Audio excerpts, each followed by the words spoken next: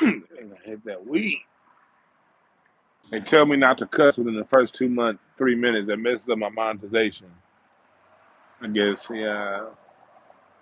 I got to be more professional with my YouTube. You know, there's money to be made in these YouTube streets, and I be cussing and doing all kind of stuff that they say you shouldn't do to make the most money. I'd be like, damn, that's messed up. But I don't care. But I'm gonna try to get through the first 2, 3 minutes without cussing, like they say to do. What's up, chat room?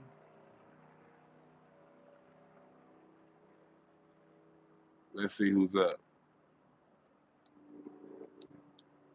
Who's up on this clear, beautiful night, full or right before full moon? God damn, that moon is beautiful, ain't it? What's up, Frank Green? What's up, B Party? Yeah, I think I'm gonna do. Yeah, look at her. Look at the moon. Look at the moon. Yeah, she's beautiful.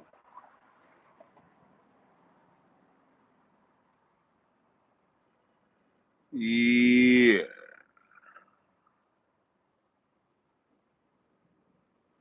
Comment on the open borders and the spy balloon. What's up, Quan?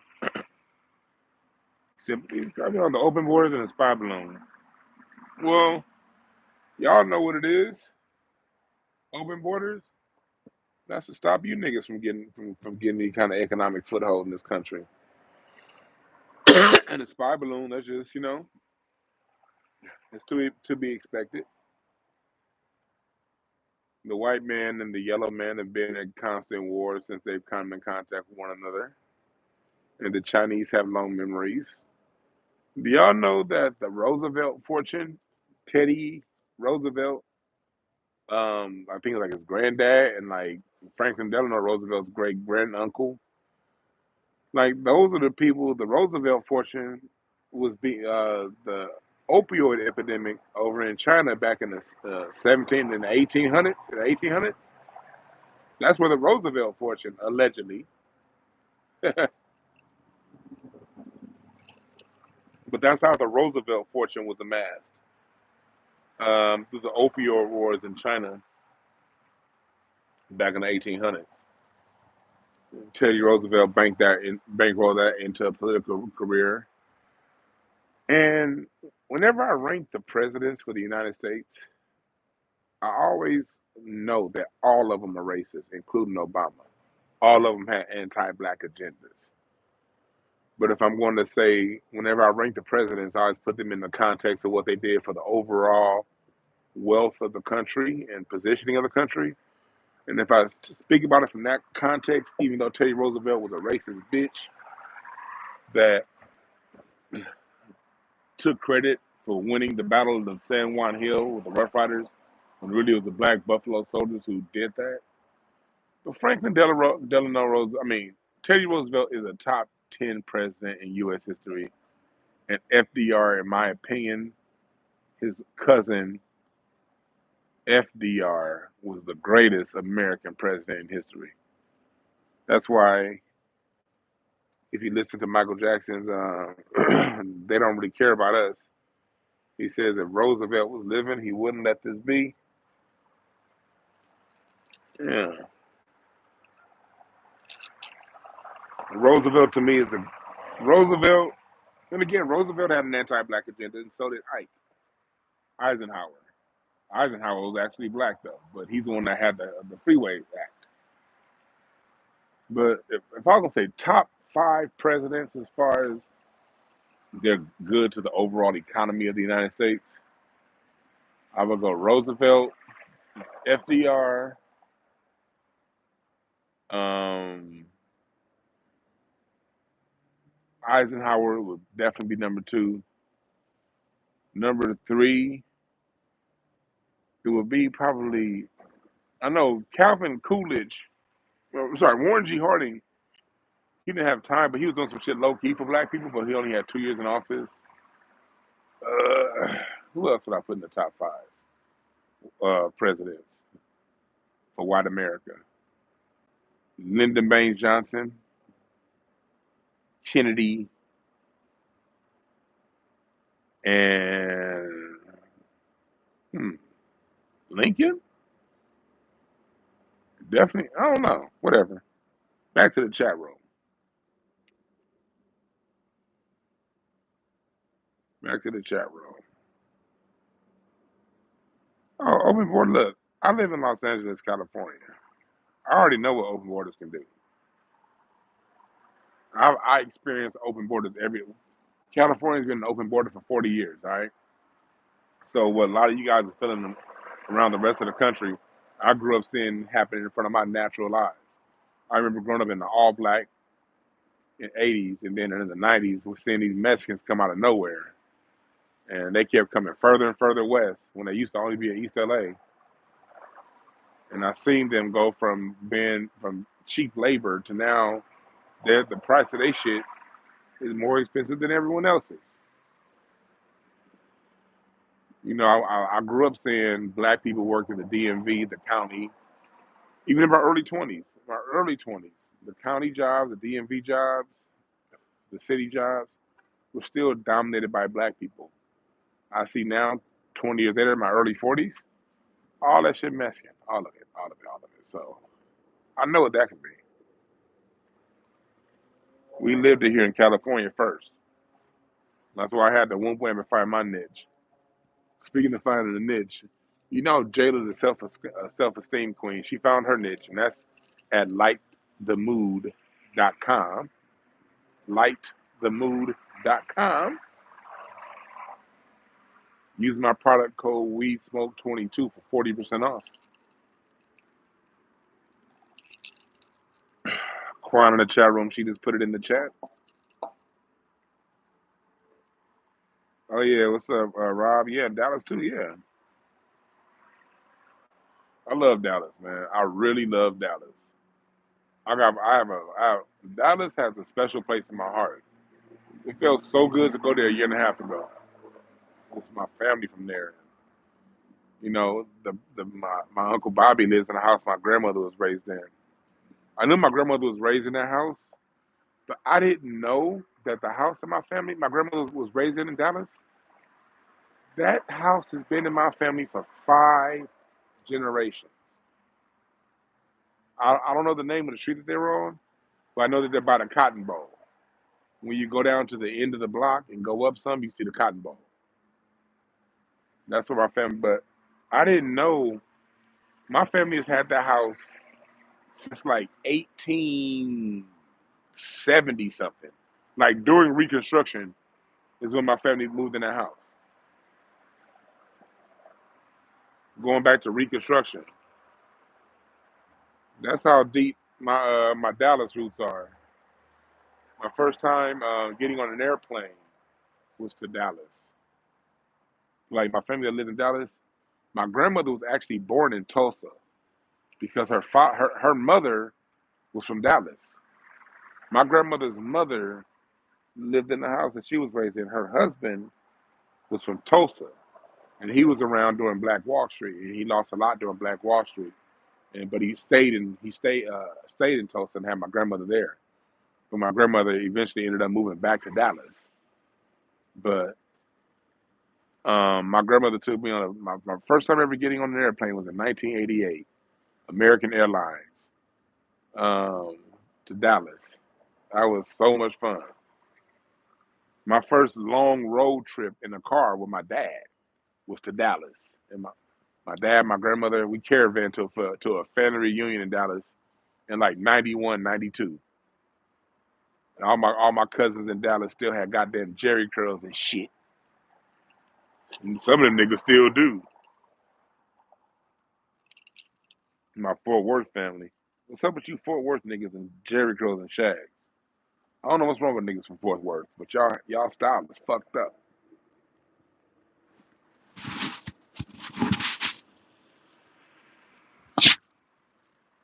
I think Fort Worth is just a place that time got frozen in. Hey Dallas, I got some Dallas people here. Hey Dallas folks, what the fuck is wrong with Fort Worth? All right, quiet. You said my reading keeps coming true. Yeah, yeah. For real. What the fuck is wrong with Fort Worth, y'all? I love Fort Worth. JD Jefferson, you gonna be on here later on. I got my cousin Keith in Fort Worth. Salute to Keith. If you watch this, I doubt you watching this, but salute to my cousin Keith and my cousin Tim in Fort Worth. But Fort Worth got a weird ass vibe to it. I remember even when I was 7 years old out there with my grandmother back in 1988, we went to go see our other cousin in Fort Worth, and I just remember thinking like, Grandmama, get me out of here. I love Dallas. Let's get back to Dallas. I was having the time of my life in Dallas when I was a kid. But we went to go see my cousin in Fort Worth. I was like, Grandmommy, get me out of here. Get me out of here.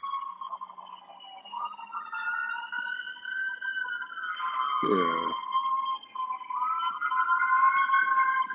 Quan said no comment. Y'all Dallas niggas know what I'm talking about when I talk about Fort Worth. Oh, this is a polite ambulance. He actually turned his fucking siren off as he came down the street like it's supposed to. Good job. And he drive a little faster though. A little peppy and step ambulance. Yeah. But I love Dallas. I look forward to coming to Dallas in May for the. I'm gonna go out there for Tariq's convention. I'm definitely gonna hit up that, and I might do a show. Matter of fact, I gotta hit up. I gotta hit up Tony. I got a. Matter of fact, I'm gonna give a free drop. My homeboys run in Dallas. If you, I think they call that area Deep Ellum or some shit. Where the fuck y'all call it? That's a stupid ass name if I ever heard one, Deep Ellum. But my homeboys got a few spots. They got a bar called Whiskies, and on that same block they got a bar called Sandaga. Sandaga. Antonio and Sean, they own that motherfucker. When I was in Dallas last time, they showed me a good time. Nigga, Sean gave me like this pre-roll blunt with like 3 grams in it and shake. Nigga, they did me right at Sandaga last time I was out there. Them niggas treated me like a star. So y'all need to go to Sandaga if you're in Dallas. Sandaga and go to the bar Whiskies, black owned.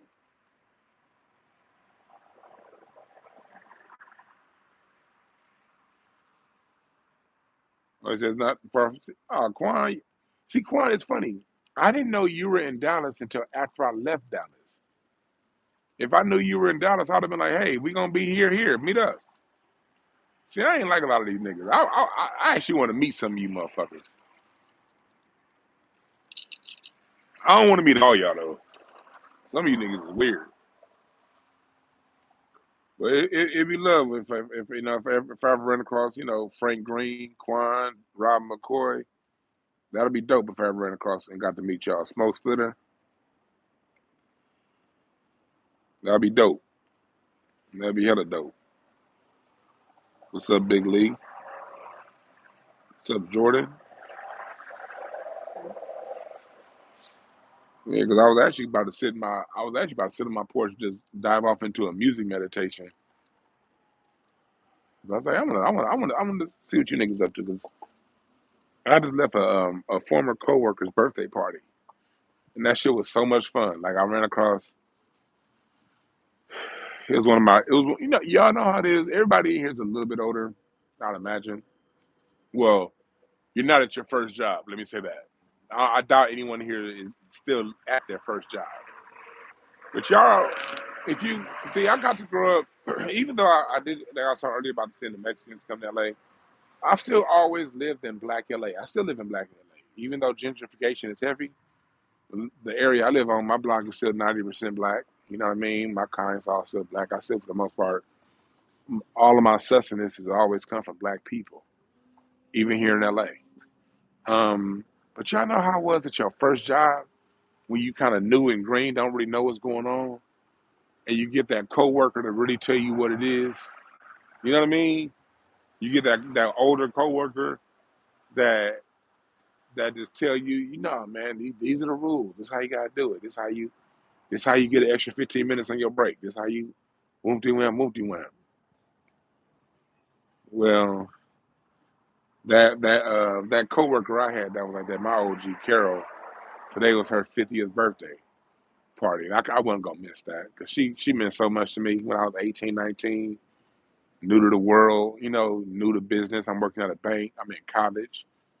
You think you know what it is, but you don't know what it is. And Carol and Nicole was there too. Those two black women really took me under my wing when I was an 18, 19-year-old in college, trying to figure shit out. So when she told me it was her birthday, I had to be there. I had to. And it was crazy too, because like her nephew was there. And her nephew was like, "You the one B." And like some of her young, like it was like three or four people who were like younger. They knew who I was. I was like, "Oh shit, I'm getting recognized in this bar in Carson. That's crazy."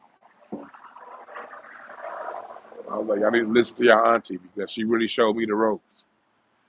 And she don't come to my show. Matter of fact, y'all need to be in my show, the Comedy Chateau, February 25th here in LA.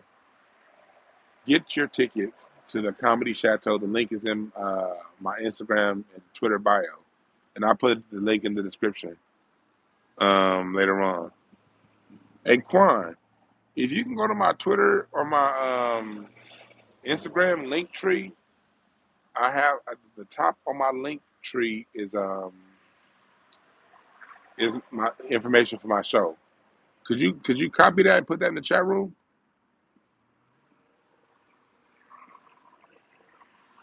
Um, but yeah, I had to show love to Carol. So it was dope seeing some of my former coworkers. They gonna come to my show February 25th, as y'all should come. I am going to record it. No, I'm not going to live stream it. People keep asking me, am I going to live stream the show? No, I'm not going to live stream the show. I will record the show, and I will be selling the show. I might even put it up on Tubi because it's going to be dope. But I I'll be doing that because like when you live stream, there's too many variables that can go wrong. I would hate to put something behind a paywall and have you guys pay for a live stream and I don't own my own server. Because if I don't have my own server with that, that means it's a potential for all kind of disruptions and gaps. And if there's one thing y'all should know about me, I like doing everything decently and in order. If you spend money with me, it will be decent and it will be in order. You will be glad you spent money with me. I don't if it's an if it's something if it's something I'm an endeavor I'm getting myself into, and it's going to require you to spend money. I cross my T's and dot my I's. And with me hosting the show, when I do comedy and when I host shows, I have to be all the way in the moment because I don't write my jokes down.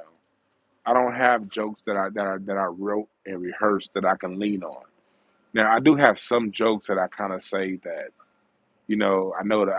I have certain safety net jokes, but overall I improv when I'm on stage off the top of my head, and I have to be mentally free. And the last thing I want is right before I get on stage, somebody saying the live stream is messing up. Because the only thing that's going to be in my mind is these people that paid their money and I'm delivering a bad product. And I can't live with that. I can't live with delivering a bad product to people who spent money with me. So for that reason, I will record the show, get it edited, right and tight, make sure the visuals is good, and it'll be up for y'all the next week.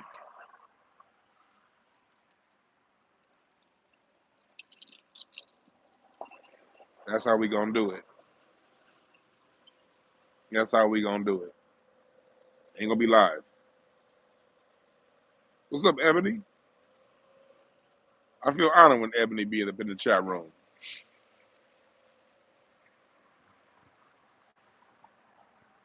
In Seattle.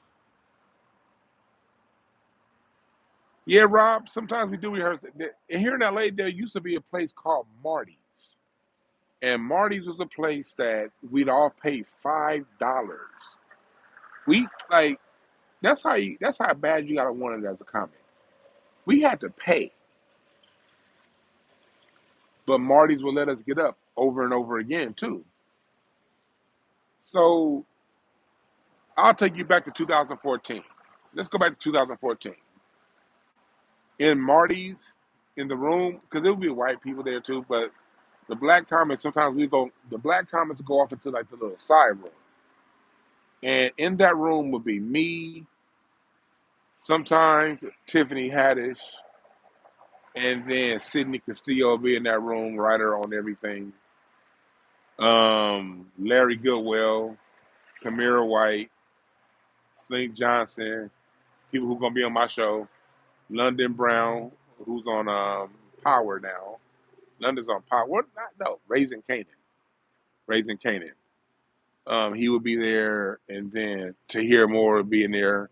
Tony Baker, um, basically Teddy Ray, your whole all deaf crew, Craig. This would be a typical Tuesday night at Marty's. Jamar Neighbors, David Lucas. A lot of these niggas you see, Jade, Big Jai, Daphne Springs.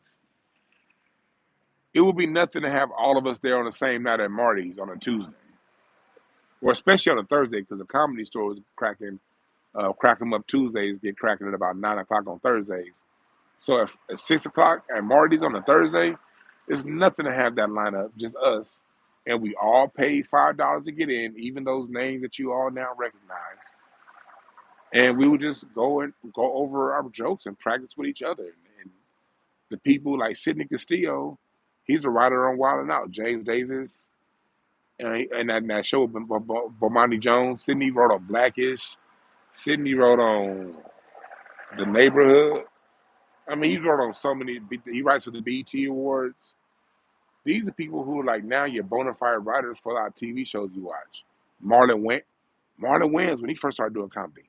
Because when he first started doing comedy, Marlon Wayans had been there with us. Um, man, basically, start if y'all threw out names from your favorite people online right now, I guarantee you eight out of 10 of those names you may throw my way. If they came up on a comedy scene in LA, 10 out of 10 of those names. But overall, 8 out of 10 of those names spent time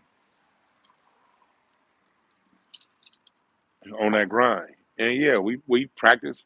Me and Daphne Springs, if we go back to 2010, Daphne for a long time, and me and her are still cool. I can call Daphne anytime. I love Daphne. If y'all go back on this show, Daphne, when I decided to name this show Hotepish, I did that live on air with Daphne was my guest. She did this show like when I used to be at the radio station but that was actually before I started putting it up on YouTube. I was at the little radio station. I knew my show wasn't any good, so I was just practicing. But I wasn't just practicing. I was spending $65 a week to be there. But Daphne was she was my guest twice. If you go back to 2010, man, me and Daphne would be in the car together 3 to 4 days a week, hitting up comedy clubs. I call Daphne, pick her up, or she meet me, and we be 3 or 4 shows a night. 3 or 4 shows a night. Me and Daphne for like, it was like for like, it was crazy too because back then some niggas like, y'all together? Like, nah. I was, hell no, we wasn't together. We never was. We never even had that kind of thing. We just was always cool. Me and Daphne were always just cool. And then when All Star Weekend was out here in 2011, it was a little situation at Denny's. And then shit kind of changed after that. But we stayed like anytime I think Daphne's in New York right now. I love me some Daphne Springs. That's my nigga right there. I love me some Daphne. Love Big John, man. But like we were all, yeah. So to answer your question, Rob McCoy, do the comedians practice in front of one another? Yeah, all the time. And and and like I said, that wasn't necessarily by like Marty's is by choice. Sometimes it's by force. Sometimes you really going to hit a mic up, hoping there'd be an audience there, but there's no audience. So the only people there are the other comics who are on the show. So you doing shows basically, you doing jokes basically for other comics. Another place I used to practice in front of comics a lot was with Ricky Harris. Rest in peace to Ricky Harris. For those of you who heard that song Dog Eat Dog World by Snoop, Ricky Harris was the one that played Tat Owl. My name is Tat Owl. Ricky Harris was on that show, that movie. Remember the Christmas movie with Chris Brown and Loretta Devine? I forgot the name of the movie. It was what, but it was a really good Christmas movie with Loretta Devine, Chris Brown. Ricky Harris was big bro. He was in the first like 20 minutes of the movie, then he was out. Ricky Harris used to have a room in Long Beach called the Rhythm Lounge, and it was like anything else. Some weeks it'd be people there, a lot of people there. Some weeks it wouldn't. I remember this one week in particular, there wasn't a lot of people there. I came there with one of my homegirls. Okay, and this is for you niggas that follow me on IG, send me taking pictures with Tashina Arnold and other women. Look, don't be no gossipy ass nigga. If you look on my Facebook or my IG, especially back in the day, you see me taking pictures with tons of women. That don't mean shit. My wife, half the time, my wife is the one taking the picture. My wife don't get in pictures. She don't like that. My wife is not trying to be nobody's public persona. But I do have a lot of female friends, and I still hang out with them, and I will take pictures with them. Don't be no chatty patty ass nigga. Some of us grown ass men know how to be around women that we are not fucking, but we just love them and their essence and their energy because they're good human beings. And a lot of you niggas need to get up on that vibe. You can't fuck every woman you with. Which I'm gonna get to that point because I'm gonna talk about how much black women have meant to me in my life and my career. But I'm gonna finish. I'm gonna cap off what I'm saying. Um, what I was saying was, this Christmas, that's the name of the movie. Ricky Harris had a room called the Rhythm Lounge, and Ricky Harris was always on TV in music, but he always would tell us, "Hey y'all, keep a job." He would say, "Hollywood, if you depending on Hollywood gonna have you doing something." Excuse my expression, because back then in 2010, this was a commonly accepted phrase. But he said Hollywood gonna have you doing a whole bunch of faggot ass shit. So Ricky Harris was also a longshoreman, and a longshoreman get paid. Longshoremen get paid about here in Long Beach. Full time back then, longshoremen get paid about 160 grand a year. So Ricky Harris was a longshoreman, and he would keep that so that he was never hungry between gigs. And one night, it was me, Ricky Harris, London Brown. London Brown's one I told you he's on Raising Canaan. He was also on the show. He was also on the other show with The Rock. I forgot. Remember that show with The Rock on HBO back in the day? I forgot the name of that show. But London Brown, that's my brother right there. Well, we're not. Even though we have the same last name, we ain't brothers. We're not blood brothers. No, we're spiritual brothers. We share the same essence and spirit. It's just that I'm going the internet route. He the mainstream route, so he can't say what I can say. I get to say it because I got you niggas. I got Quan S. I got Sinister. I got Rob McCoy. I got Jordan Henry. Y'all got my back. I'm straight to the internet, so I can say what I want to say. My friends with the blue check who are going that way, they can't necessarily say that, what they want to say. And, as they shouldn't. But London Brown is my kindred brother. That's my spirit brother. Me, London Brown, and Ricky Harris, this is like 2010. Like hardly nobody showed up for the show. Just me and this chick I was with, my homegirl, who I'm not, I still got love for her, but you ever had that friend that turned ultra Christian? And I'm like, how are you gonna turn Christian in 2016? Who the fuck does that? 2016, most people are leaving the church. This broad got into the church in 2016. I don't know what the fuck. Well, anyway, back then, me and her were real tight. So she come with me out to the, and so she's the only person in the audience. And it's just me and London Brand, and we just had it was one of those Zen nights where there was a chemistry between three black men. Ricky Harris got to share his story and how he got the gig with Snoop on on the Doggy Style album, and how he got the gig. He was on the first three Grand Theft Autos before Slink Johnson took over, who's going to be on my show February 25th at the Comedy Chateau. Get your tickets now. Quanez, please put it in the chat room right now, the link to get their tickets to the Comedy Chateau, February 25th. Slink Johnson was on Grand Theft Auto 5 and 4. Well, before that, it was Ricky Harris on Grand Theft Auto. Ricky Harris was the voiceover on Grand Theft Auto 3 and all the Grand Theft Auto 3, San Andreas, all of them, Vice City. He was telling us how he got those gigs. He was telling us how he booked that movie this Christmas and how cool, and he just was telling us his life story. And it was just a moment. And he was pouring in, he was the OG pouring into two young black men as our elder. And Ricky Harris is in heaven right now. But Ricky Harris spent about, even though it was just us three, he spent about 45 minutes on the mic. And it turned into like a session to where he just was, because me and London, we got on stage before him, and we basically talked about, our journey to get into stand-up.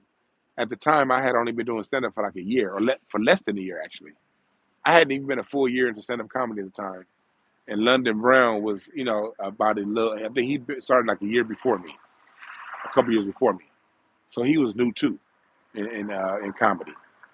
And Ricky Harris, that night after I got off stage, he told me, he said, "Dwan, you got something special. Keep at it. Don't quit." He said, "You got something special." And then he got on stage and he told us his journey, how he went from the streets to the death row stories, being around Michael Jackson, being around Dr. Dre and Snoop and Suge Knight. And he was just telling us everything. Nate Dogg, who Nate Dogg really was behind, away from the camera. And Chris Hoot, talking about his, being on set with Chris Brown. And then he went from that to just really, he saw two young black men. I was them at the time. And me and London were both in our late 20s. Neither of us had reached 30 yet. And he just started sowing into us as men. And the importance of, even though we're entertainers, until we get those kind of checks that can make, infinite amount of money, keeping the hustle, keeping the bills getting paid. And as an artist, if you want to hold a woman down, you know what I mean? You can't be no starving artist. You can't be living on niggas' couches. That's not cool. And so Ricky Harris not only told us what we need to do, he told us how to do it. So I'm forever thankful for Ricky Harris. So when y'all see this Christmas and you see the first 20 minutes of this Christmas and you see Big Bro in there, or you play Grand Theft Auto, or you listen to Ted Al, or just go look up Ricky Harris if you don't know who he is. I'm going to mention a few things. He has 2 decades of work from the 90s to the 2000s that's certified. Just know that Ricky Harris was a man. Know that. When you talk about the most highest positive definition of what a man is, that was Ricky Harris. So if y'all don't know who he is or know much about him, look him up. If you know who he is, understand that spirit that he gave you through that camera or through that mic is who he is.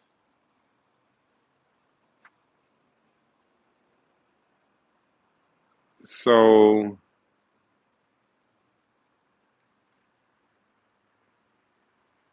yeah. But what did I say I was going to talk about? Oh yeah, black women. Larry's a hoe ass nigga. Again, he gonna be on my show February 25th. And while I'm on stage, Larry's gonna have a mic too. So all this shit that I'm talking about now to Larry, I'm gonna be talking face to face. And if Larry wanna square up, it ain't gonna be nothing but air and opportunity in front of his face. And he ain't gonna do shit. Watch. He gonna have a mic and I'm gonna have a mic. And y'all people who come into my show February 25th, y'all gonna be entertained like a motherfucker. because all this shit gonna be off the top of my head. I'm gonna be funny as fuck that night. But I'm still gonna drop real game, you know? But Larry said some real shit to me. I had a person I spoke to yesterday, and she has some opportunities, you know, that she wanted me to, you know, that she's introducing me to, you know, and I was just thinking, 'cause I would always tell him like, man, every major, the biggest influences in my life have been black women, women overall, because I've had a couple white women who've been extremely influential in my life in my college years. So the reason why I don't, this is to the fellas. I know we oftentimes you hear entertainers, and let me tell you, a lot of these when you hear these dudes talking, a lot of it is show. They're putting on a show, okay? But I know that we hear a lot of negative things about women and what you can't trust from women and all that stuff, and that's fine because that's fair. I'm gonna say that's fine. That's fair because the untrustworthy women they do exist. There are lots and lots and lots of untrustworthy women out there. I get it. But remember this principle in life. You attract what you focus on. If you focus on the unsavory, the uncouth, the degenerate level women, that is what you will attract. She may look good. She may even make a little bit of money and have a certain facade to her. But underneath it all, she ain't going to be shit. Why? Because that's all you're looking for. If all you can talk about is the ancient women, that's just the law. That's just a law of nature, law of attraction. I live my life based on the 7 laws. The only real rules I have are within the 7 laws. Other than that, I don't have rules. I'm a I'm a free thinker. I'm a free person. But I do the few rules I do go with because it's law of nature. The 7 laws of Hoodies, 7 laws of talk, the law of correspondence, as above, so below. The law of feminine and principle. Everything has a feminine and principle. I said feminine principle. Everything has a feminine and masculine aspect. The law of feminine and masculine. You have plugs and you have sockets. Trees are feminine and masculine. Plants. Everything has a feminine and masculine component to it. Everything. The law of attraction. The law. These are the laws that govern how we live. And you get what you focus on. That's just what it is. So I choose to focus on the good out there. And I have a leg up. I'm not gonna say it like I'm some old refined Buddha ass thinker. I actually have a cheat code because I had like my mom is when it comes to integrity, my mother is the standard of integrity. Do y'all know as perceptive as I am, I didn't understand that people were hypocrites in church until I was like 19. It took me playing the drums in church and like, well, I was like, and I was in church 3 or 4 days a week because I was on the drums. That's how naive I didn't understand people in the church were hypocrites until I was like 19 or 20 because my mom had so much integrity as a child.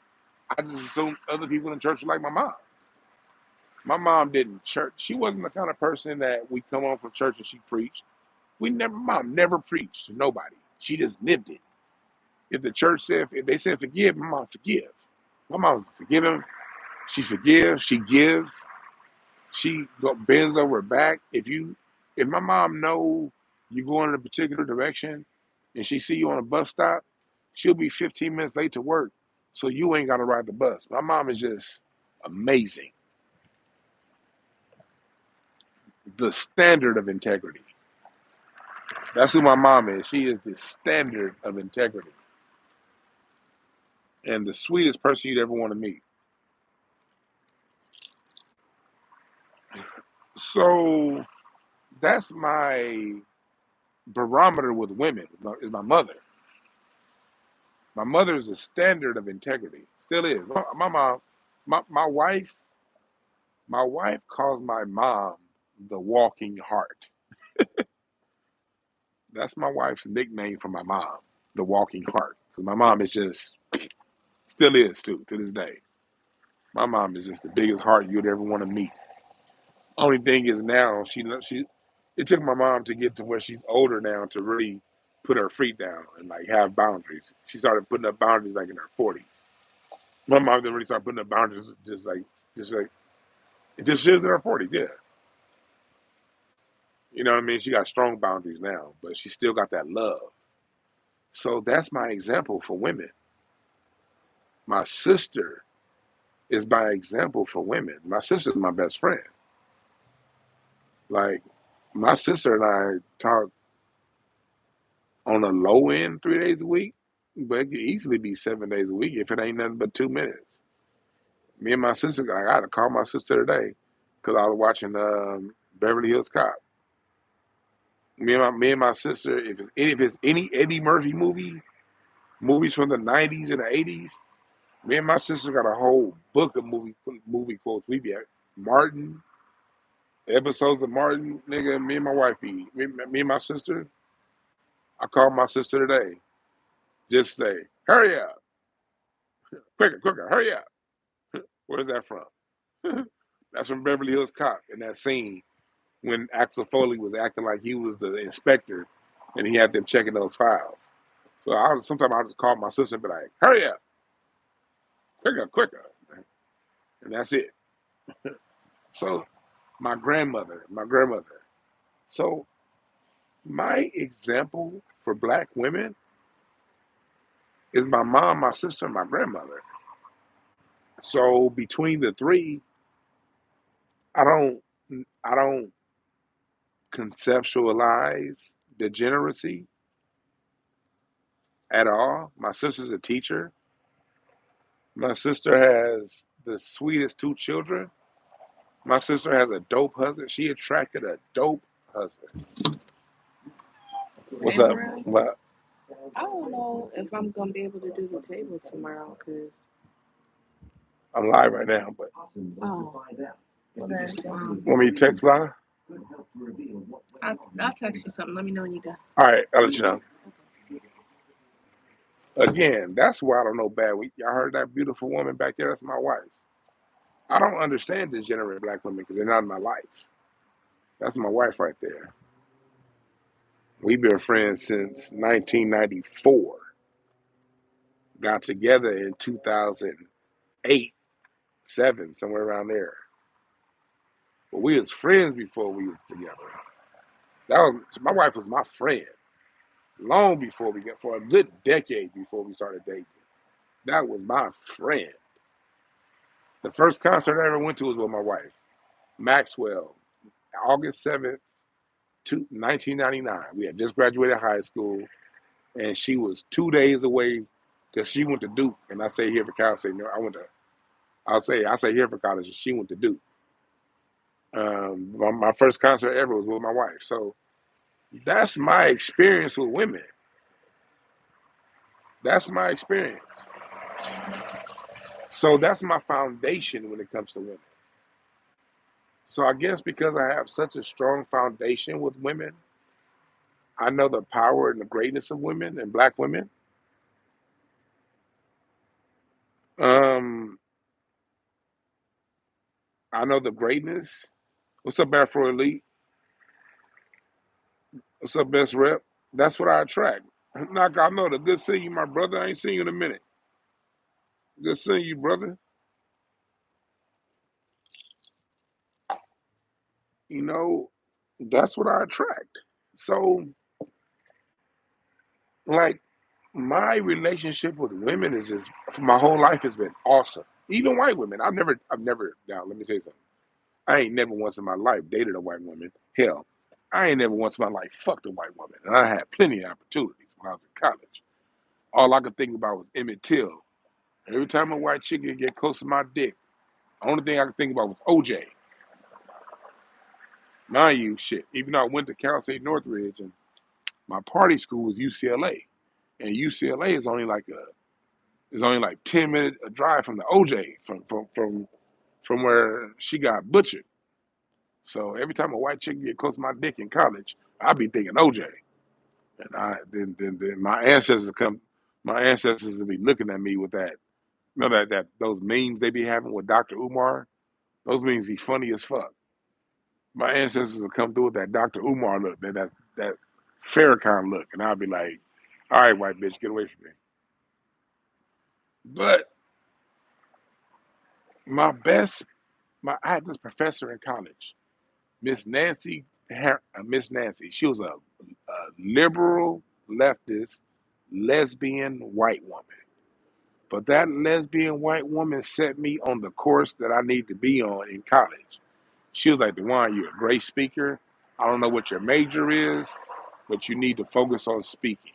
And here's where you need to go to Cal State Northridge because it's going to be cheaper. You can go to USC, but you'll get the same education at Northridge for the 1/10 of the cost. And here's how you do it. And I followed the path that she laid for me. And Miss Nancy was right. And her and I got back in contact like 5 months ago.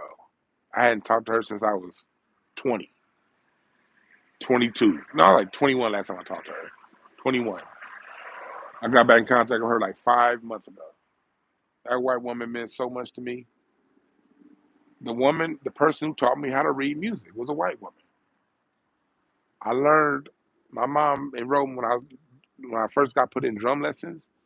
My drum lessons was at this drum place in Inglewood, California on Centinela and Beach, an area that's being gentrified now.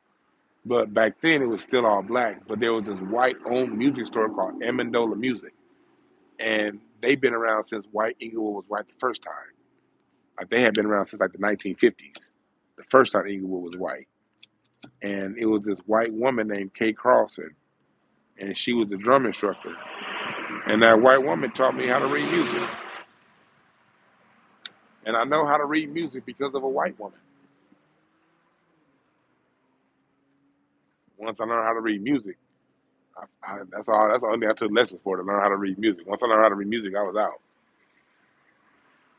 So, but look to you coon ass niggas. You see how I can have two white women be influential in my life? Oh, and a third white woman, my business teacher at Santa Monica College. I had a business professor. Um, Her name was Cassie. I don't even know her last name. We just call her by her first name, Cassie. I had a business teacher, and my business teacher would always tell me, "Oh no, DeJuan, you need to use your voice." She would teach me. She really taught me, again, pointing me in the right direction. She was dope as fuck. Three white women that had major influence in my life. But to you coon ass niggas out there, you see how I can have influence from a white person, but still not be like, all white people are great. See, white people ain't that bad. No, nigga, I'm lucky. And hell, any one of them white women could still be fucking Nazis for all I know. I don't know. I don't know what they put political points of view. Hell, I know one of them is a liberal lesbian, and liberal lesbians, their political agendas are diametrically opposed to mine. But even though we have diametrically opposing political agendas, those were people that still were able to see something in me and point me in a direction and speak to my spirit in a way that ultimately led to me being where I needed to be.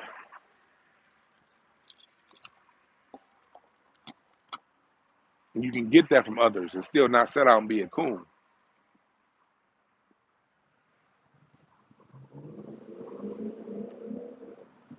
White people hold the information. They, for the last 200 years, 400 years, they've locked black people out. The number one thing white America and white society has locked black people out of is information. That's the number one thing that black America has been locked out of. So if you want information, guess what? You have to go to white people oftentimes. And every now and again, you're going to run across a white person that ain't tripping. They'll crack the door open for you. Every now and again. Not all white people will, but not all white people, they will, it'll be a few, a handful, but if you truly haven't, Let me tell you something about life. Let's just break this shit down metaphysically. Can we get deep real quick metaphysically? Because I know I talk about racism and shit, but man, the rules of life, racism don't supersede the rules of life, the seven laws. Racism don't supersede the laws of the fucking universe, nigga. When you truly want something, it ain't a motherfucking thing that can stop it. Not no white supremacy, not no buffer classism, not no LAPD, San Francisco PD, or the fuck PD. When you want something, when you set your heart and your intentions on getting something, god damn it, the universe can't stop. The universe is behind your black ass. Can't nothing stop it. Nothing. And sometimes that blessing that you need to move forward is gonna come from somebody who don't look like you, somebody who you traditionally wouldn't trust.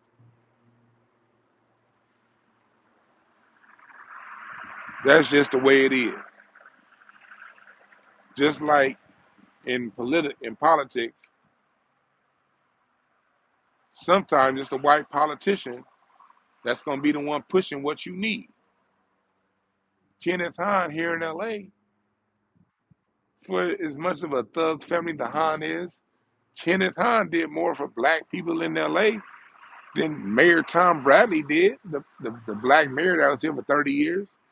Kenneth Hahn did more for black LA than Tom Bradley.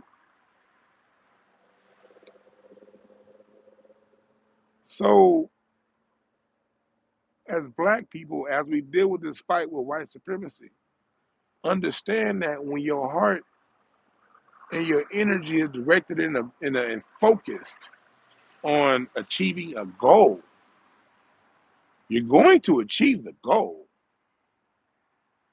motherfucker. There's no other option. If you're focused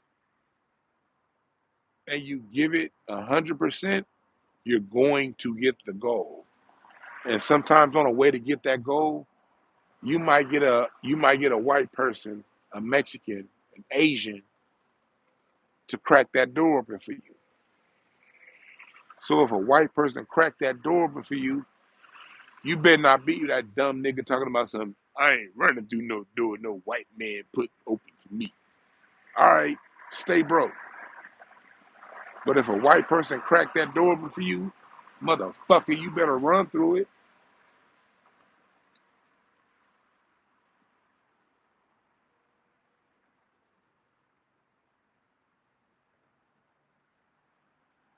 You better run through it. Understand racism, but understand that, hey, when you put your heart and your soul into something, goddamn it, you gonna get it. Period. Period. No ifs, ands, or buts.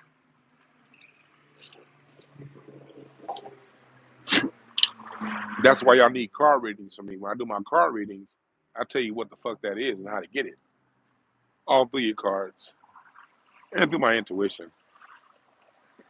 Really, all I use cards for, when I use cards, that just turns me to the right channel. From there, I tap into your spirit and tell you exactly what you need.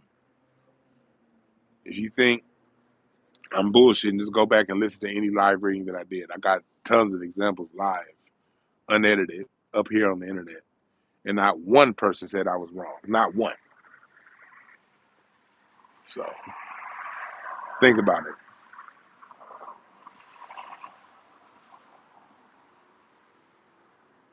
But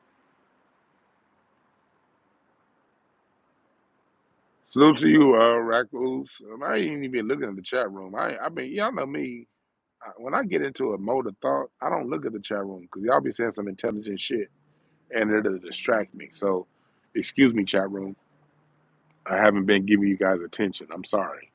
I've just been in my brain, not my brain, just kind of just off the top of my head. That's how my show gonna be live, February 25th, off the top of my head. I speak to you niggas from my heart. I don't write none of this shit down. I don't rehearse it. I just come from the heart. That's all I do. But back to what we're talking about, the influence of black women. Those are the white women that had influence in my life. But every major thing, my first house that I bought was from when I was in my 20s. My homegirl hooked me up with the opportunity. My homegirl Mia, she went to high school too. She knows my wife. As a matter of fact, I met her the same. I met both her and my wife both in the 7th grade. My homegirl Mia, she hooked me up with the whole game on when I was in real estate in my early 20s. My homegirl Mia was the one that put me in with these opportunities that helped me, you know, with when I first got out there in business, and when I was in college trying this business thing for the first time. There's a black woman that really opened that door for me. That was my same age. And I'm still cool with her too. Matter of fact, I gotta call her. She called me when I was out there for the FBA rally, and I forgot to call her back. You text. That's my nigga right there, Mia. When we was in college, after college, she went to Spelman. When she came back in like the late 2000s, man, me and her would be in these Hollywood clubs all the time. Me and her be hitting these streets, smoking weed, and I drop her off. And I drop her off, then go to my now wife's house. As soon as I drop her off, Isha, you up? Go over to her house. I love my 20s. My 20s was fun. But it was a black woman that really opened that, my first time in business really doing it right. It was a black woman that opened that door for me. My first boss was a black woman. As a matter of fact, tonight, the party I was at tonight, I told you I was at Carol's 50th birthday party. She was a black woman that told me how to exist in corporate America. She showed me the ropes and the rules of corporate America. She really took me when I was 18 years old, Carol Williams. She took me under her wing and really showed me how to interact with corporate America, the importance of knowing your rule, the rule book, the importance of standing up for yourself, and you know what I mean. If they want you to work overtime, making sure you get paid right. She made sure I got paid right. Carol Williams. That's why I went to her 50th birthday party tonight. I wasn't gonna miss that. You know what I mean?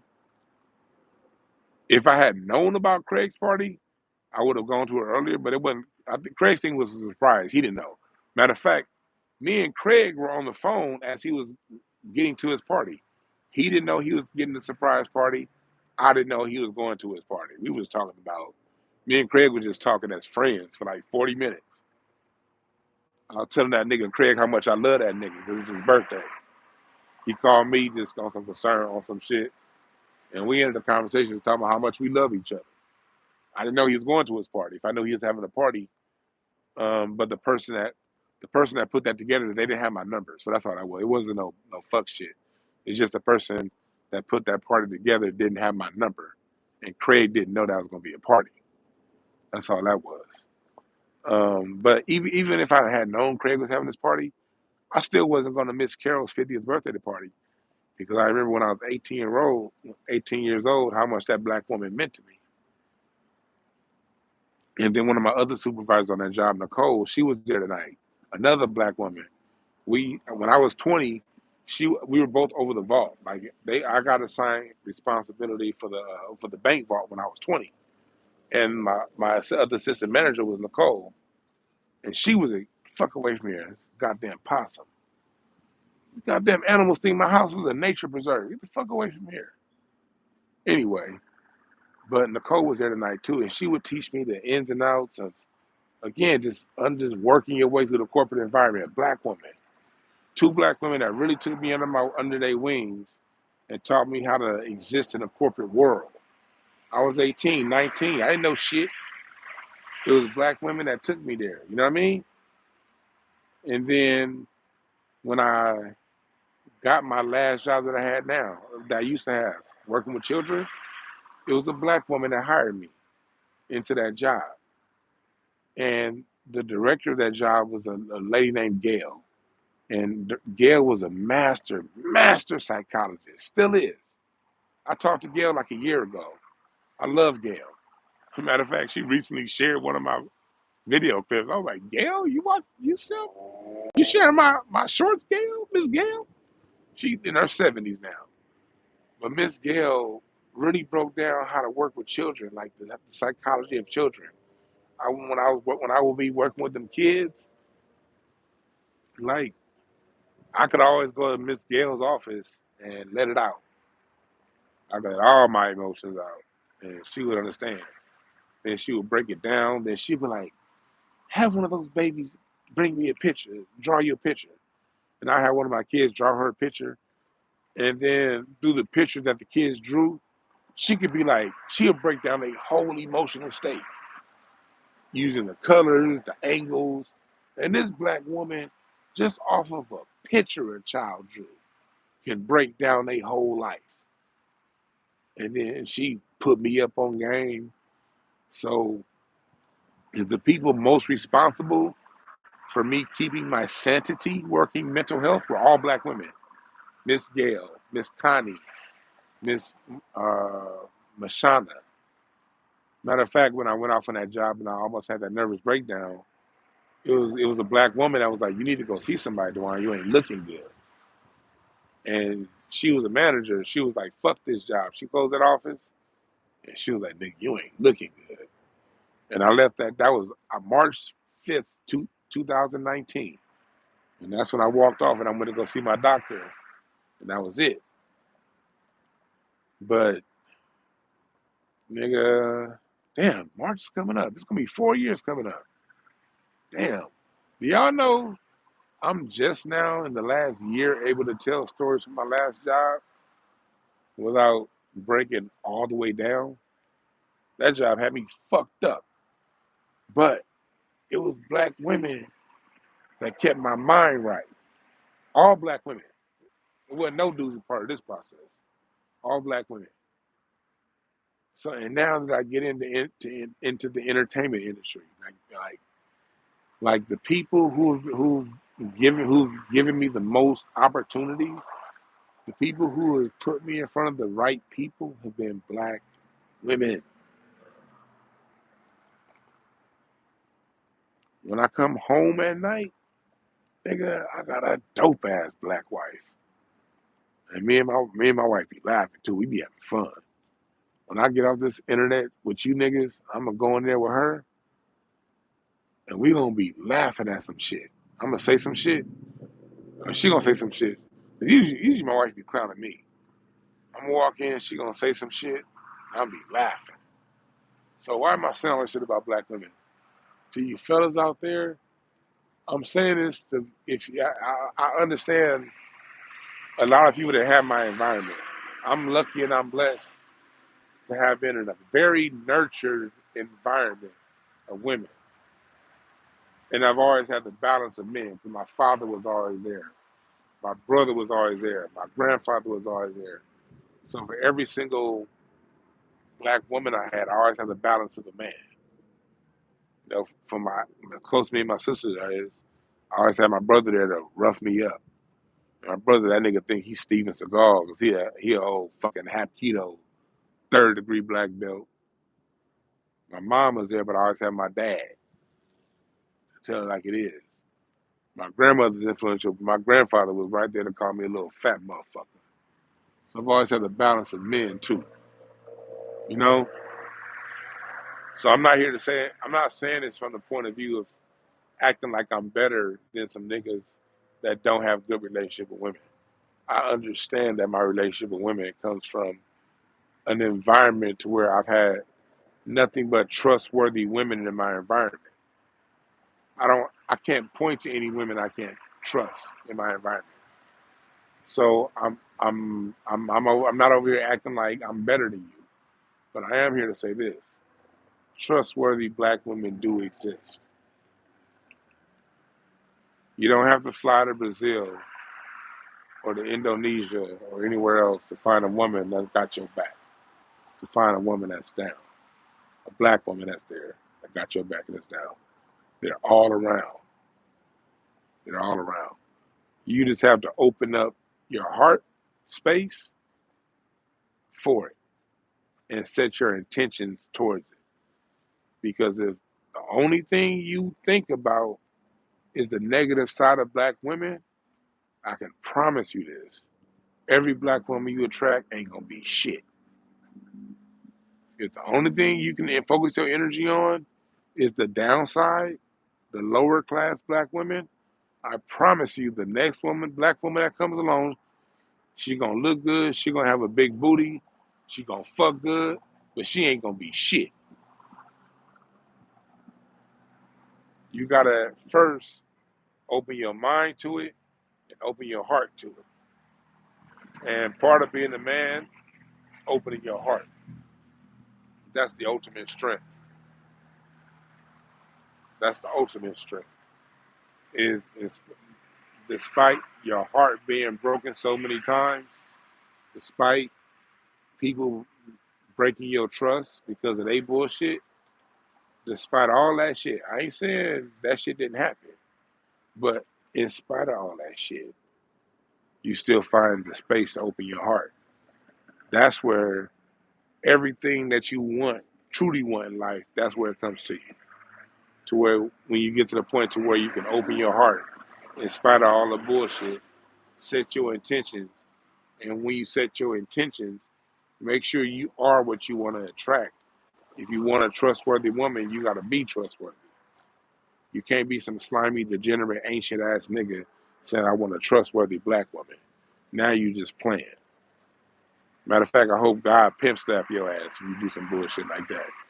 Whatever it is you say you want in a woman, you have to be it. You have to be willing. If you want her to be compromising and forgiving, you have to be compromising and forgiving. You can't rule with an iron fist and then, because at the end of the day, anybody can act. You can do these now. You can be that dude that acts like that, say you want these things, and you want to be one thing and want her to be something different. Now, you can get an actor. You can definitely attract an actor.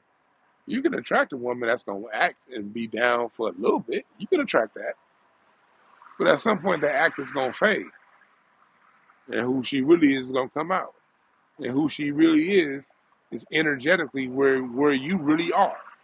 And that's the part people don't want to fucking deal with. When that person, go back and listen to Earth and the Fire, Whole World's a Masquerade, written by Skip Scarborough.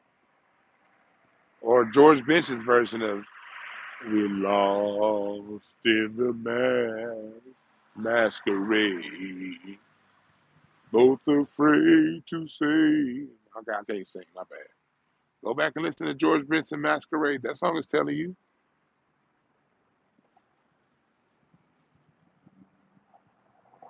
Go back and listen to Masquerade by Earth and Fire. They're telling you it's a masquerade.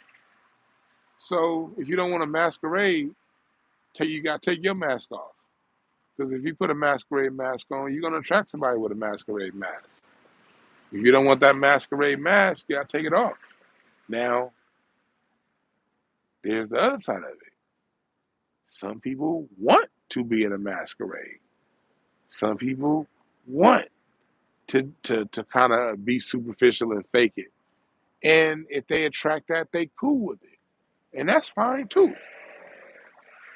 Only thing I'm saying is be real with whatever you want. That's why, again, there are no rules, there are no boxes, there are no boundaries. Whatever you want, you can want a woman that got a left knee on her right knee. You'll find the one bitch on earth with a left knee for a right knee. That's what you truly want. I guarantee goddamn to you. It's somebody for everybody. You can be like, I want a chick with a long neck. It ain't that many long neck chicks out there, but you will find her if that's what you truly want. The biggest thing is getting in touch with what you truly want. And that woman exists, and she exists right here. And I'm not saying that to say I'm against you passport bro ass niggas. That's what you want to do. That's what you want to do. Do what you do. You got some people, you might just be worldly. You may just want something different. That's fine too. But the only thing is, make sure that's just it's because of what you want. Make sure it's not because you're running from your mother. That's all I'm saying. Make sure it's not because you're running from an experience. Because you can never run fast enough from yourself. And excuse my tangent, I ain't been looking at the chat room because I had to get that word out. Now I'm back to looking at the chat room. Ooh, the moon is beautiful.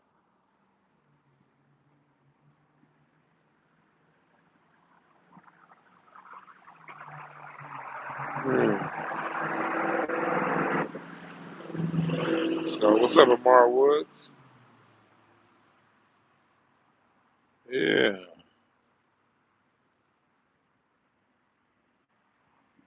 So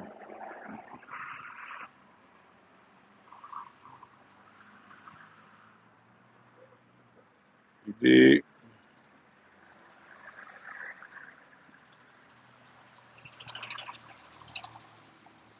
you did. Yeah. It's been cold out here lately. It's gonna warm up this week, bros. It's been cold as fuck. Next weekend, it's gonna be 75 next weekend. So y'all know what y'all gonna see next weekend? Video of me on IG riding my bike down the beach. Shit, if it's 75 on Saturday, you know I'm gonna be at Venice Beach on my bike. Matter of fact, I'm gonna challenge myself. I think so, because I be walking running cane so much now. My legs are strong. I think I'm gonna challenge myself and go from. I'm gonna go from Manhattan Beach to Palisades and back. I think I'm gonna challenge myself this weekend. Y'all think y'all can do it? I'm not gonna start. No, I'm not gonna start. I'm gonna start in Nelson Bender, like right by the airport. I'm gonna start by the airport, and I'm gonna go to Palisades and back on the bike path.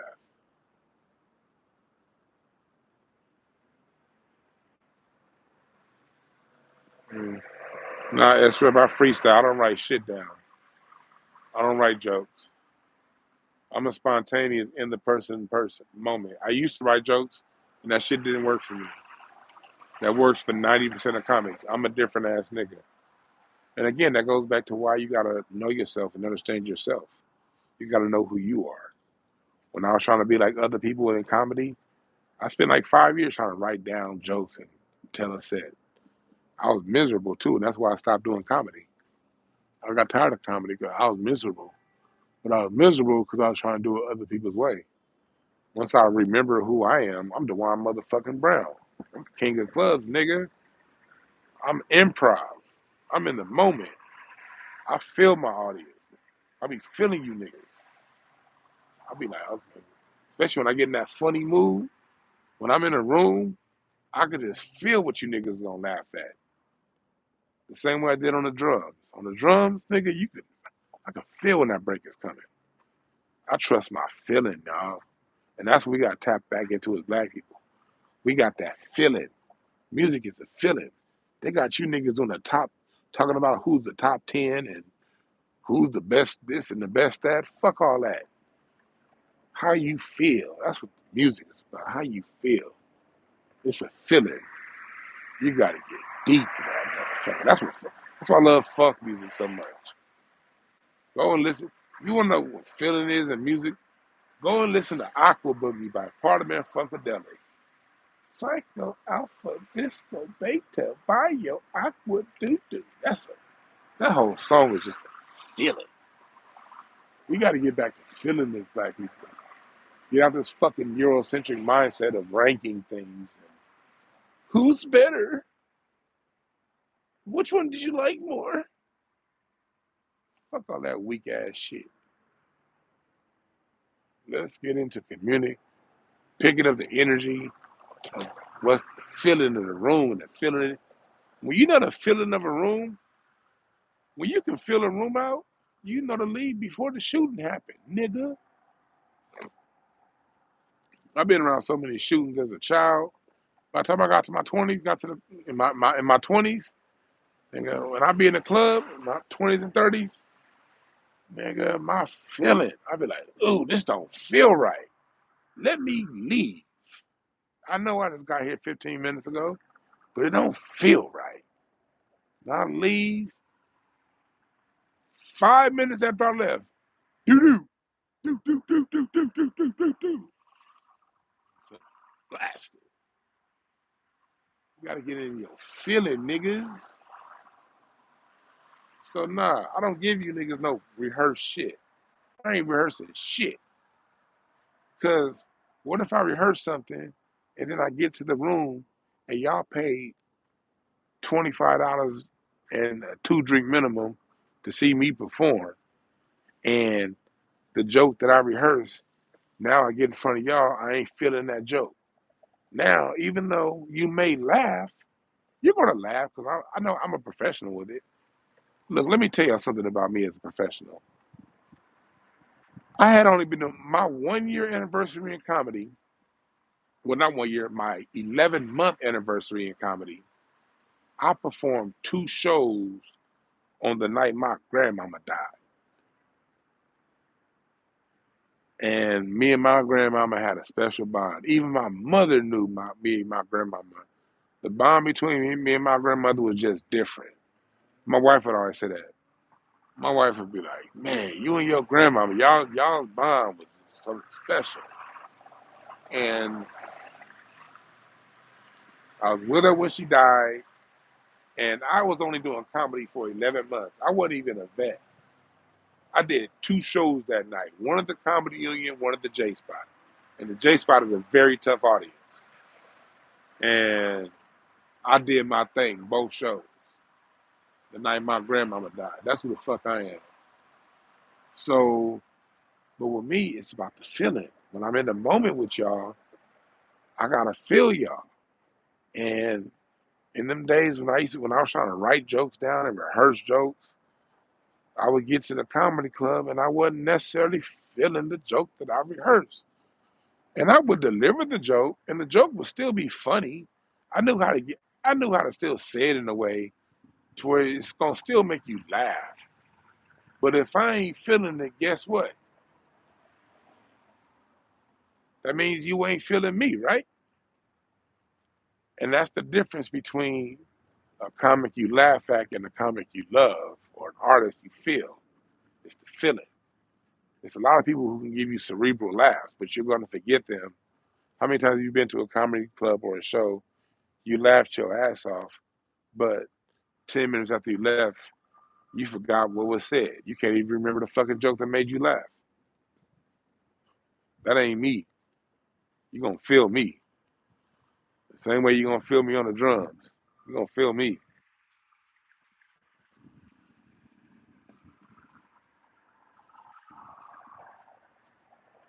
Mm. I'm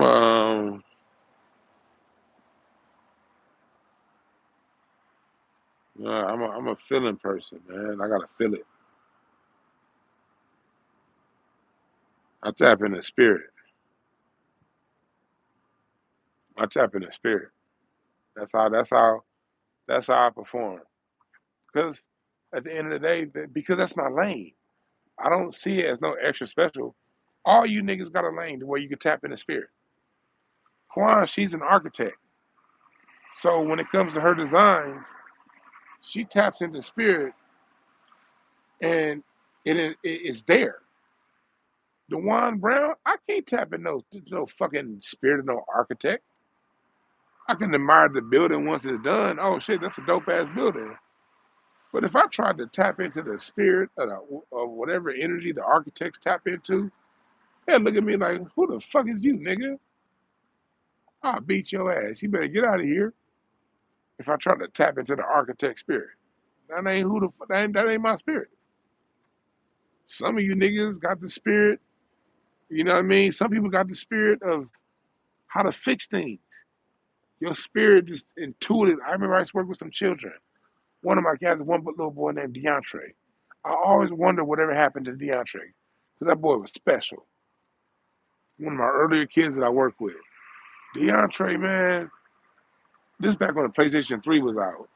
He had gotten the new PlayStation 3, broke that motherfucker, and put it back together the day he got it, before he even played it. He played it once, and then took it apart and reassembled it piece by piece because he was bored. And this boy and I was like, how'd you do it? He was like, I don't know. That's where that boy's spirit led him.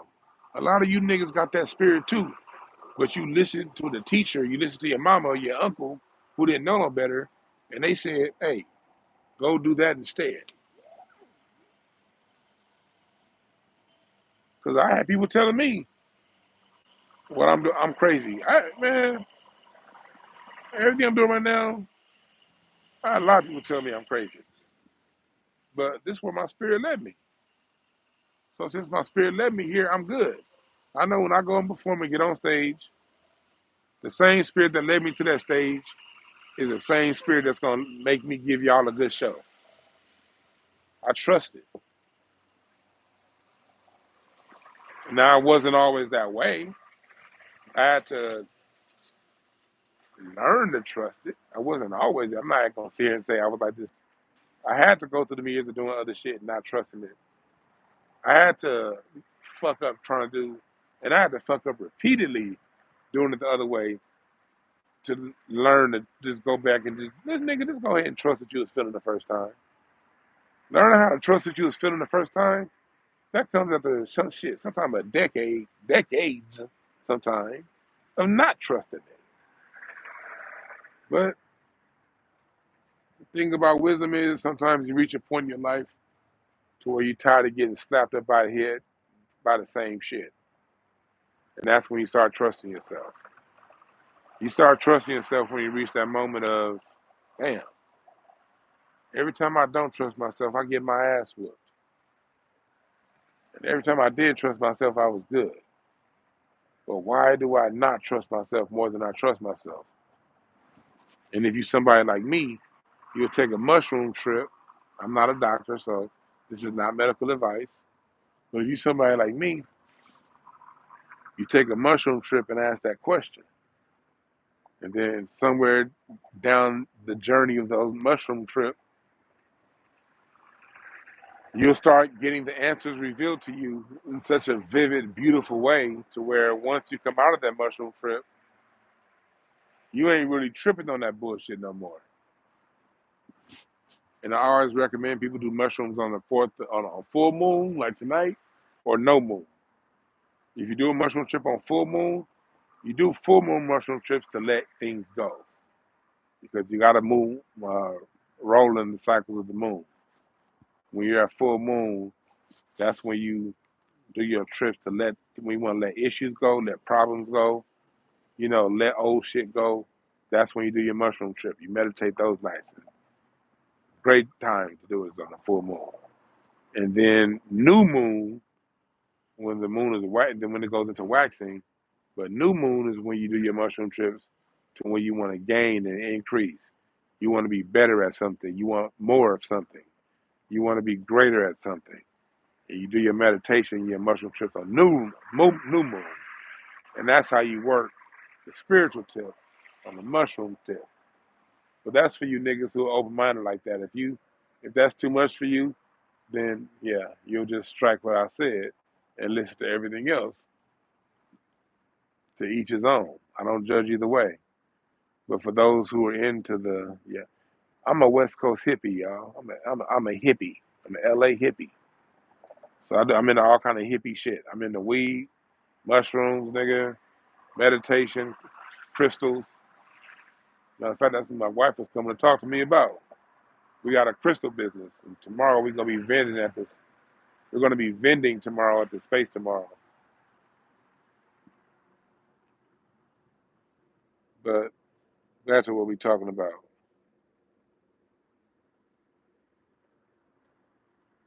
Is the entertainer narrative the spirit or the speaker of old or just a mutation? Hey, Recluse, Audrina, hey, can you redo that? Uh, restate your question. Your question. It was an interesting question, but restate it because I don't get it. Can you restate that question? For me, please. Recluse. He said, is the entertainer narrative the spirit of the speaker or just restate that question for me. It's an interesting question. I just don't know how to answer it. I think it's maybe just because either way it's written or my reading comprehension. Either way, go reset that question because um,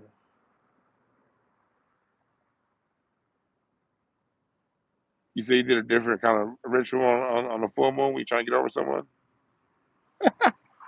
See, now, full moon is when you let things go. See, Quan, you got them unbalanced numbers, Quan, so you probably did some crazy shit on full moon.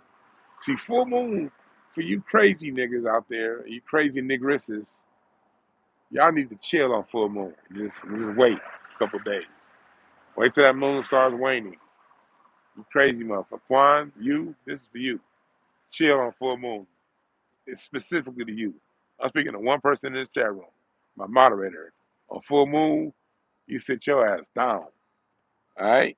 On them fives in your chart, shit. I ain't fucking with you. Ebony said you lost on the question too.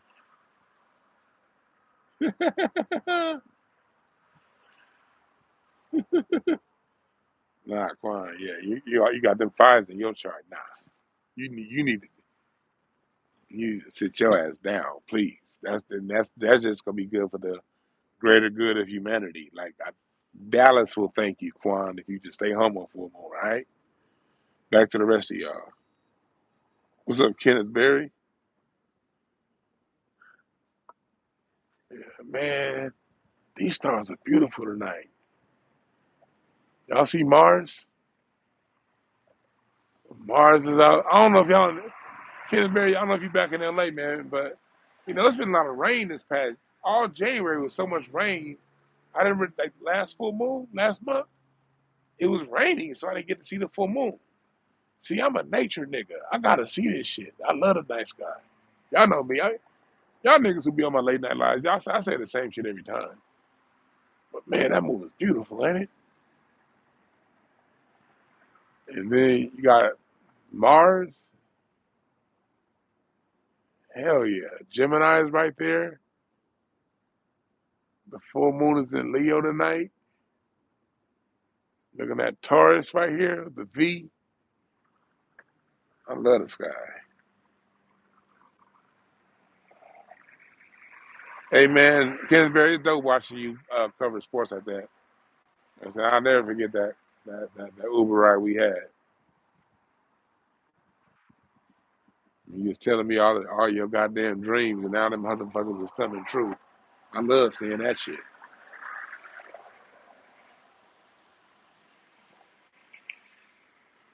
Arcturus is in the sky. If y'all look out to the eastern sky, well, if you're in the central and eastern time zone, it's probably towards the western sky. But if you're in the Pacific time zone, it's towards the eastern sky. Arcturus. That's a beautiful star right there. Second brightest star out there behind Sirius.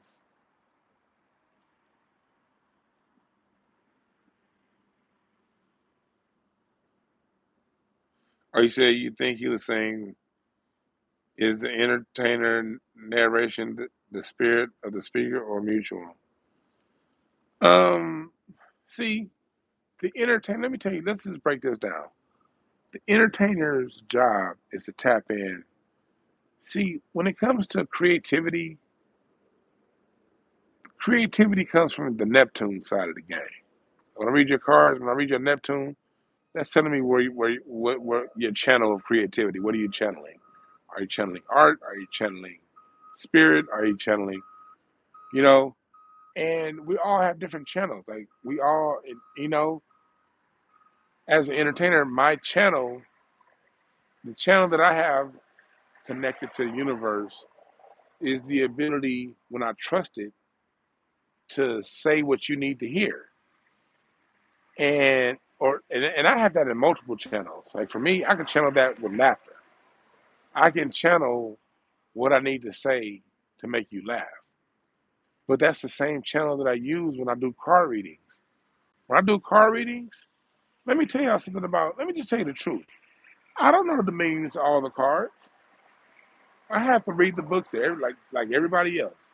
There are books that tell you what every card means. When I do card readings, I may do 5% of what the book say that card means. Once that card comes up, nigga, I channel. From that point, I'm just channeling. I'm like, okay, a five of hearts came up. That's why if y'all go back and look at my live reading shows, look at the last live reading show I did 2 days ago. I had like 3 different King of Diamonds, and each King of Diamonds got a completely different reading. I did that shit live on there in front of you niggas to show y'all. Even yeah, you may have 3 people with the exact same card, but they will get completely different readings because what this card means to you is different than what this card means to me. But you only gonna understand that when you open the spirit. That's my talent. That's where I'm good at. I know myself. I didn't know who I was in my 30s and my 20s. I was still trying to figure it out.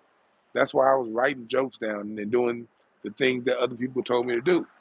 Because I didn't know who the fuck I was. But guess what? In your 20s and 30s, most people know who the fuck they are in their 20s and 30s. I know who I am now. As I got into my late 30s, I started to understand who I was. But you got to channel to something different. Some people just, some people are just wise. There's some of you out there who never are going to have a major YouTube platform, nor do you even want a YouTube platform. But when people come to you and they ask you questions, sometimes you just channel wisdom to people. Some people channel how to solve equations mathematically. They could just tune into an equation, and from there, how to solve these things just be revealed to them. Some people can channel into fixing things with their hands. We all have channels, and some of us have multiple channels. And through everyone tapping into the issue with life and humanity is too many human beings are trying to tap into somebody else's channel. And that's where being a hater comes in. That's where jealousy comes in. That's where, um, degenerate behavior comes in towards one another when people are violent towards one another. People are violent to people that they deem successful. That's because they're trying to tap into somebody else's channel, not understanding that that channel isn't for them. And but the thing is, there is a channel for you, and everyone has a channel. You got to tap into your channel, and when you tap into your channel, you're gonna be able to channel whatever it is that you do. You're gonna be able to channel through that the same way I channel when I talk to y'all. Probably better, most likely better. All you niggas.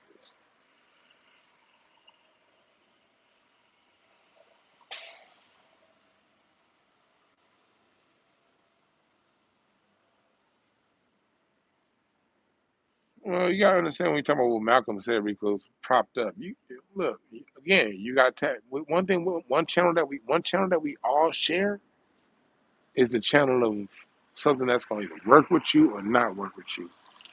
You know the difference between those who are propped up and those who, and there's some people who are propped up, but you still feel them in a certain way.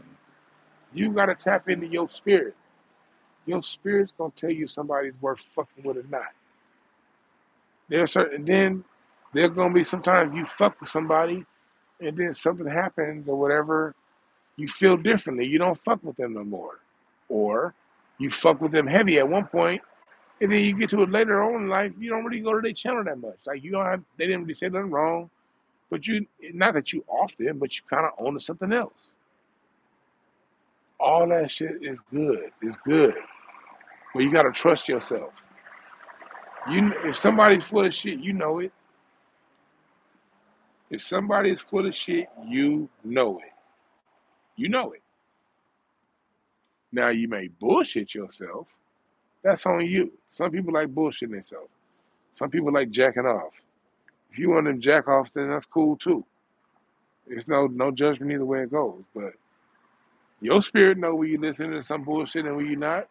That's why I don't mind going and talking the way I talk. I talk the way I talk because the people who don't agree with me, they're going to turn off my channel so goddamn fast. Because there's some people who what I say is fundamentally opposed to how they get down. That's fine. Ain't nothing wrong with that.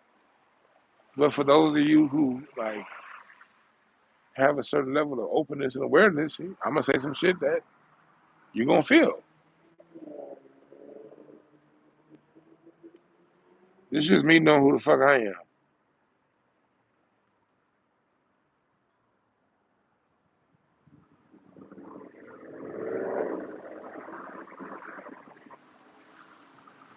BS is entertaining sometimes, of course. What the hell? Look, one of my favorite shows on TV for the last 10 years now is The Housewives of Atlanta. I got into Real Housewives of Atlanta when Portia and Kenya got in that fight. My wife was watching. I always feel like, man, why you watch that bullshit? Because at first my wife was like, man, I ain't gonna watch no Housewives bullshit.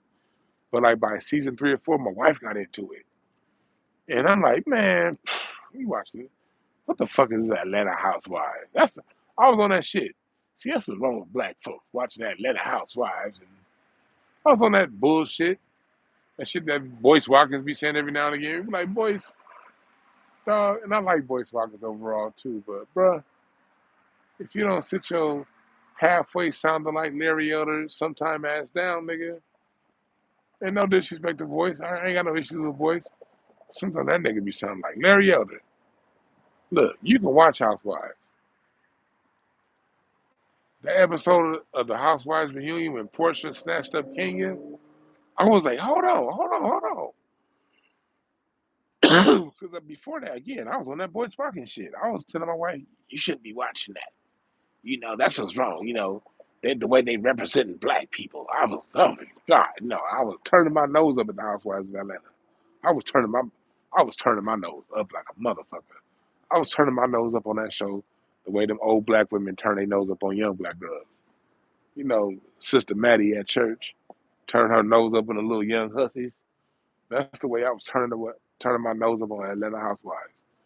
But so then, when I saw her get snatched up, I was like, oh hell! So the wife, she rewound that whole season, and I watched that season, and man, nigga, the way Candy even people be on Kenya, and Kenya really is. She deserves everything bad that happens to her. Because Kenya is raw. She's a drama queen, but Kenya funny than a motherfucker. The Kenya snapbacks, when Kenya snap back, Candy, nigga. When they be snapping back, nigga, that shit be so goddamn funny. It be like boop boop, boop boop, Marlo. Nigga, when Marlo be snapping, nigga, when Nene was on the show, when them motherfuckers get to snapping back at each other, that's some of the best motherfucking TV ever. I love me some Atlanta Housewives. Fuck all that.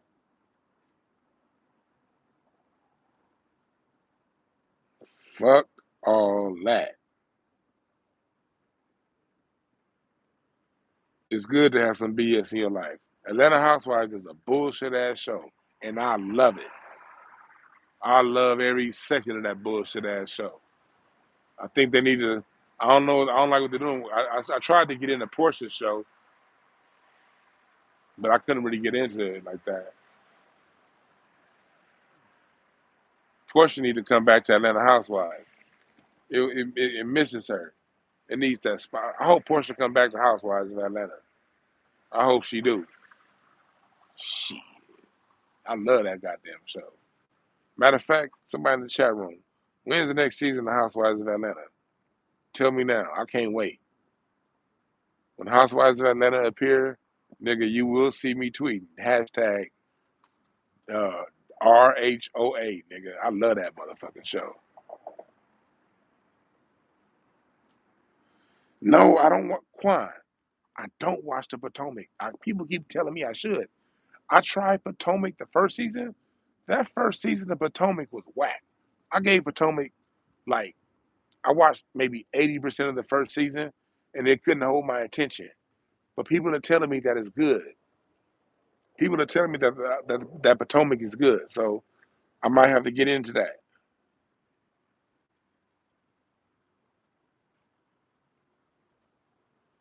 Now I never watched Flavor of Love. I'm not into reality shows like that, but Real Housewives of Atlanta, that's my shit. Fuck y'all. I didn't watch any other. Reality shows really ain't my thing. But the Real Housewives of Atlanta got black women that are funny as fuck with big booties. And yes, I'm married, and my wife know. My wife know I love black women. I love the way they smell, the way they look. I ain't gonna do shit. I just gotta be in the present, and I get to see a bunch of beautiful, big booty black women cracking jokes. Now I don't know what happened to what's her name? What's the one? Sheree. The last season, Sheree looked like she got some Botox or some shit in her face. I miss the old Sheree when she had a regular ass face. The new Sheree's face don't move. I don't like that. But I do like when Sheree get up and she bounce that big old ass down across the camera. I love that. I love them scenes. When Sheree get up and that big old she bounced that big old ass. When Portia bounced that big old ass across camera, nigga, I'll be watching that show like, yes, fuck all that. You niggas get to watch these black women bounce their big beautiful asses. Nigga, shit. Half you niggas sound gay. I'm not gonna shit. All right. Look, life is profound and profane. For me, my line now, and I get it. Everybody has their own line. That's why I don't judge. My line is when it gets to that gay shit. I'm not fucking with that gay shit. They have, and I ain't got no issues with gay people. No issues with gay people. But the minute I see two men kissing, I'm out. At that point, I don't care what level the entertainment is. I can't look at two men kiss. At that point, I'm out. That's why I tap out. All right, fellas, it's been a good day. I'll see y'all next time. I can't fuck with men kissing. And, none of that dookie activity. I can't fuck with dookie activity. Can't fuck with it at all. No dookie activity for me.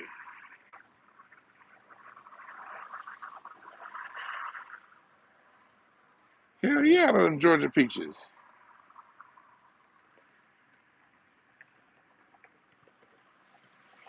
Yeah, that's where I draw my line. I ain't doing none of that shit. Now, if you the kind of person, if you into that, if you go watch two dudes kiss and not cringe, then salute to you. The TV is wide open for you today. You go TV, the options for dudes that like watching men kiss on TV. The hole is wide open. Like a lot of you niggas wrecked them. But my bad. Yeah. Anyway, um, nothing wrong with that. That's all I'm saying. That's all I'm saying. Nothing wrong with that. Nothing wrong with that.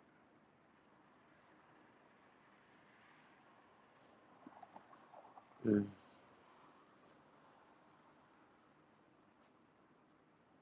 Mm. Somebody said, when am I moving over to joints? You know what I mean? I've been smoking joints my whole goddamn life. Huh? I still got my raw 1500s in there. I've been smoking joints my whole goddamn life, but joints burn out. Hemp blunts are not for the younger. Hemp blunts are for me, nigga. I discovered them hemp wraps, 100% hemp. I discovered them hoes 2 years ago, year and a half ago. I discovered them 100% hemp wraps, and that's all I've been on ever since. I still got like 30 books of raw papers in my man cave. They're probably dried out by now, cause I be on them hemp wraps. God damn it.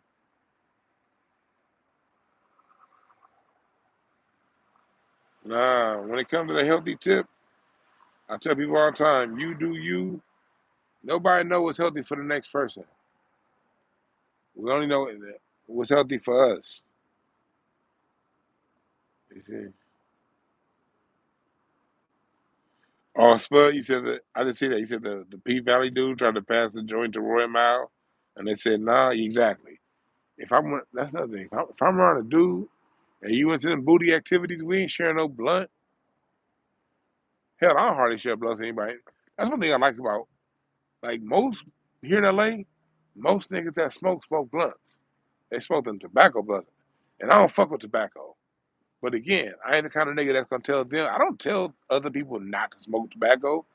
Most people I smoke with, I would say 80% of them smoke with tobacco blunts. You ain't never gonna hear me tell them don't smoke with tobacco blunts. That just means shit.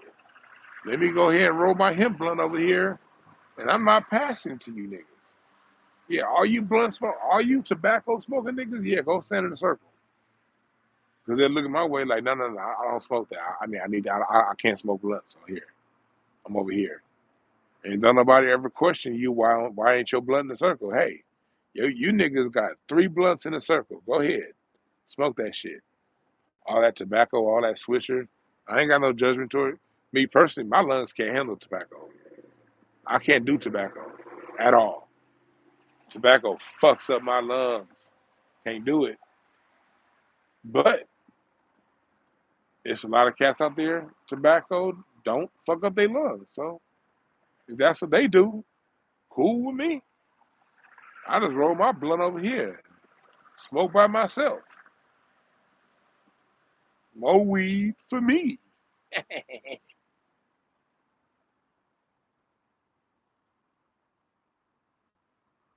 More weed for me.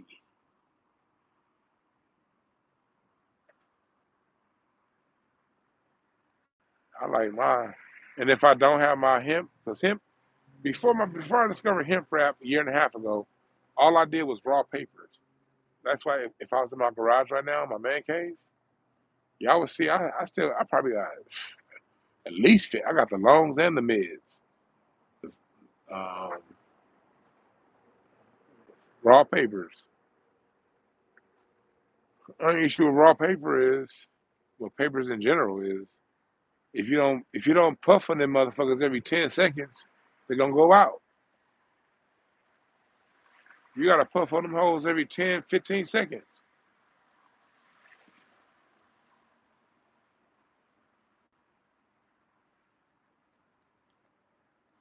I'm good on tobacco. What tobacco does to my lungs isn't worth the feeling of faded that it gives. And that's my limit. Again, everybody got to know their own limit. My limit is tobacco. I can't do tobacco. Nope, no siree. Can't do it. I see you got a tobacco blunt. Oh, you smoke that yourself. I'll go ahead and roll this hemp one. It's a good chance I got better weed than you anyway, so we good.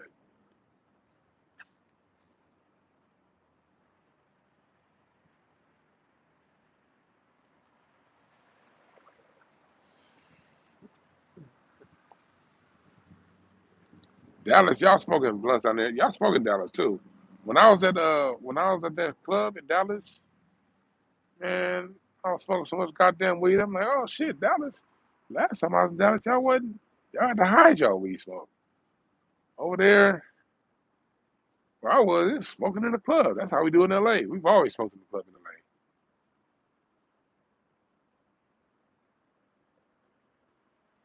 LA. Yeah.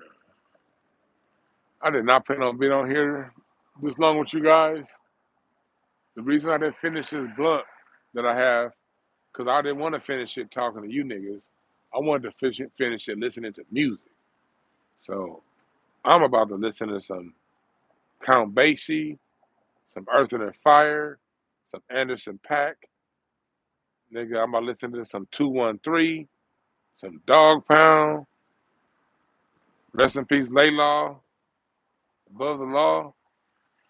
Rest in peace Barry Strong. I forgot to say rest in peace to Barry Strong. Writer of a lot of Motown classics, including I Heard It Through the Grapevine. Rest in peace to Barry Strong. Music legend. Yeah, I'm about to listen to some Roy Ayers, nigga, some Bobby Humphrey, some Alice Coltrane. I'm about to listen to the gamut.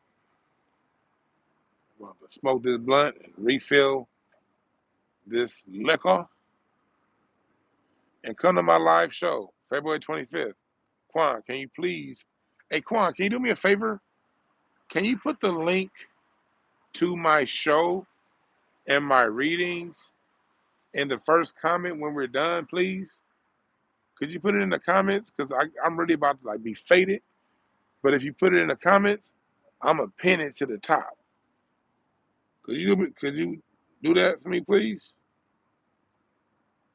Oh, Quan, so you said cigar lounges. My boy who own whiskeys, their cigar lounge should be open. They have a cigar lounge on that same block.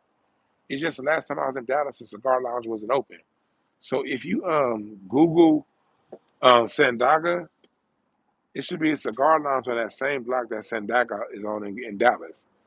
The same black men who own Sandaga own that cigar lounge. So hit that up, Quan. Those my people. If you in Dallas, hit that up.